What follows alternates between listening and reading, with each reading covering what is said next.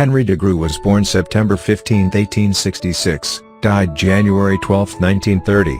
He was a Belgian symbolist painter, sculptor and lithographer. His 1889 painting Christ attacked by a mob made when he was only 22 years old established his reputation as an innovative symbolist painter, and ensured his admission to the progressive artistic circles in Brussels. He spent most of his active career in Paris. He produced many works depicting the horrors of the First World War in the latter part of his career.